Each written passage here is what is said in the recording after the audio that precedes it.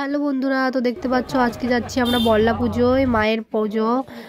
তো দেখো আমরা চলে এসেছি আমরা টোটোতে। তো আমরা বেরিয়েছিলাম 3টে, আস্তে আস্তে 4:30 বাজে গেল। তো দেখো চারদিকে অনেক মেলা লেগেছে, অনেক ভিড়, লোকজন অনেক, প্রচুর লোক হয়েছে। তো এখনও অনেকটা রাস্তা হেঁটে যেতে হবে। তো এই দেখো চলে এসেছি কাছাকাছি। তো এখানে নাগরদোলা অনেক কিছু উঠেছে। তো প্রসাদ নিয়ে চলে এলাম মায়ের কাছে।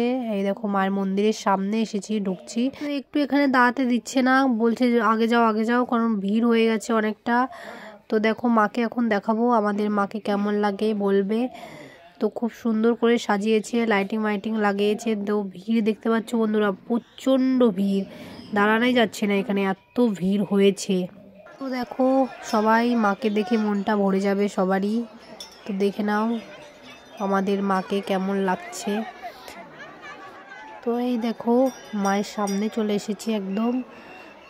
ভিড়ের জন্য কাছে যেতে পারবো না, তাই দূর থেকেই তোমাদের দেখাচ্ছি। তো দেখো রাত্রেবেলা আরও ভিড় হবে, এর থেকে বেশি ভিড়, কারণ রাত্রেবেলা পুজো হবে। তো রাত্রেবেলা এর জন্য বেশি ভিড় হয়। তো আমাদের পুজো তো হয়ে গেছে, তো এখন যাচ্ছি আমরা বাইরে।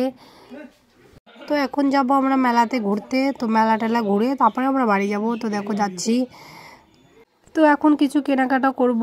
তো দেখো আমার বর গাছের দোকান দেখে সোজা ডাইরেক্ট চলে এসেছে গাছ কিনতে। তো দেখছে কি নেওয়া যায় গাছ।